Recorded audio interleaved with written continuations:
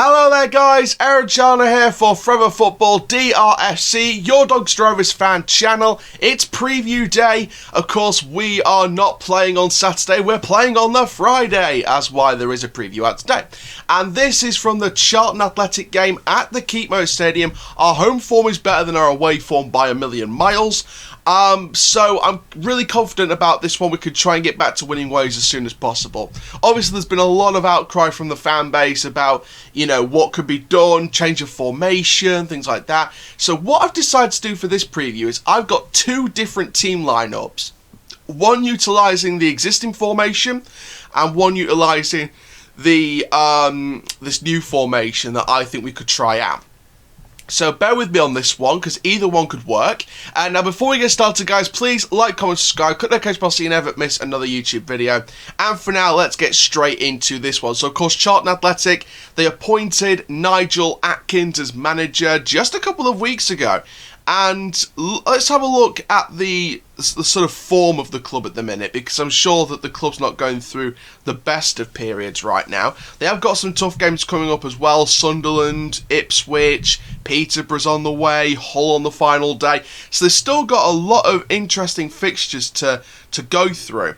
But looking at their past results, they drew with Wimbledon. Before that, they beat Bristol Rovers. Before that, they drew to Shrewsbury. Before that, they beat Northampton. Before that, they drew to Oxford.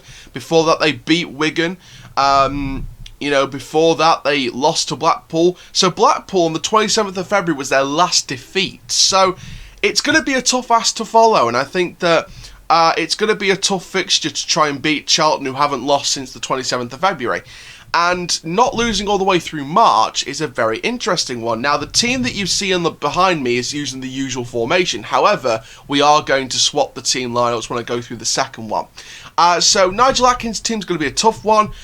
Does that Famowo start at the back? Maybe. I mean, it could be a mistake, knowing his mistakes, but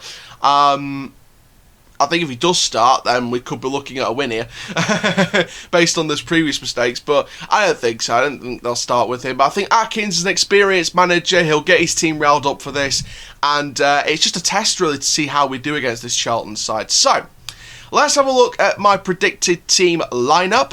We're going to start with the usual formation, of course, the 4-2-3-1. So if we're going to go with that, then my team lineup is as follows. So first of all, on the bench, we've got Balcombe, Robertson, Horton, Amos, Richards, John and Greaves. Nothing too sinister about that.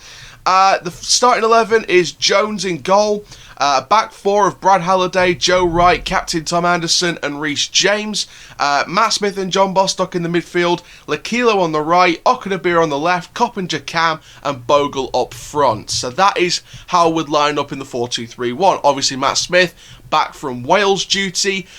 He got 90 minutes in one of the three games that Wales had. So well done for Matt Smith for getting those 90 minutes. And I'm sure he can take that incredible form into the Rovers team and try and boost those midfield prospects up. Obviously Bostock, he's a physical player, and I look back on the MK Dons goal and he had his arms tied behind his back, literally just watching it. So there needs to be some more care in the shirt, but I'm sure he can do that. I'm sure Bostock can bring that physicality to the game, bring that physicality, and I think having that Smith-Bostock partnership is going to bring some wonderful chemistry into the squad on the Friday. Not Saturday. I get used to saying Saturday. On the Friday, I'm sure the Smith-Bostock partnership will bring some kind of physicality playmaking to that Rovers lineup. We can hopefully get a nice victory against Charlton. So, moving into team number 2 on your screen now. Fandabidozi. And this is utilising a 3-5-2. Now, I've gone with Lewis Jones in goal. Well, first of all, no, the substitutes. Substitutes first. Balcombe, Robertson, Horton, Amos, Greaves, Gomez and Richards. So, again, it's only just one change. And the reason why it's one change is because of the 3-5-2. Jones in goal. A back three of Wright, Captain Anderson and Cameron John. utilised in his proper position, in my opinion. Brad Halliday and Reece James as wing-backs, because, of course, they're attacking and defensive, so I think that's the best way we can utilise both players. Smith and Bostock in the midfield, Coppinger at cam, and then up front together for Jiri Okunabiri and Omar Bogle. 18 Dapper pretty much put this team out on his Twitter as well, as to what he thinks could be good with the formation change. And you know what? I agree with 18 Dapper. Go and subscribe to 18 Dapper, man. He's brilliant. I absolutely agree with him. I think a 3-5-2 would be the best formation change. Some way we could utilise 3 at the back, Halliday and James as wing-backs, have the midfield partnership, and then have the 2 up front, Okunabiri and Bogle, as a forward partnership.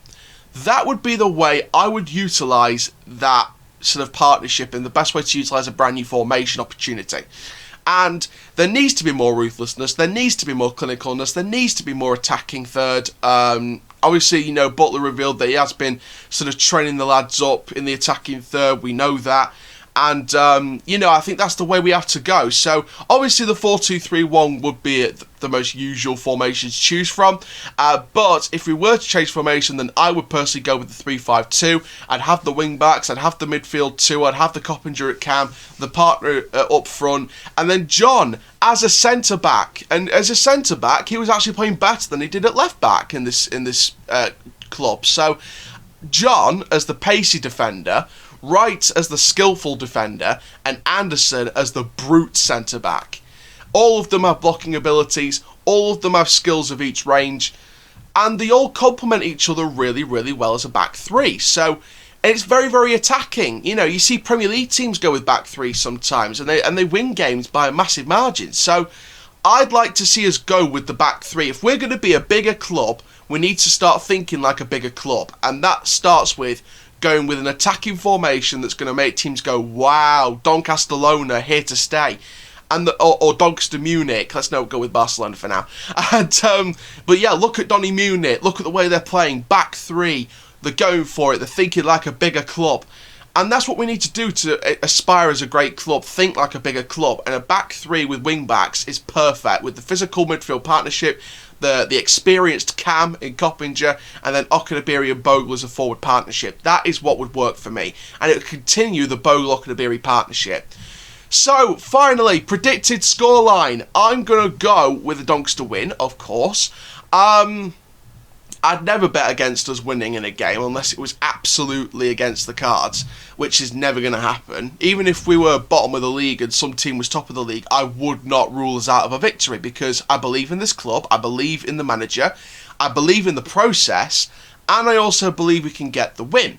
Now, we obviously are out of the playoff places. We've still got a couple of games in hand though, so we still have time to get back in there ahead of the other teams.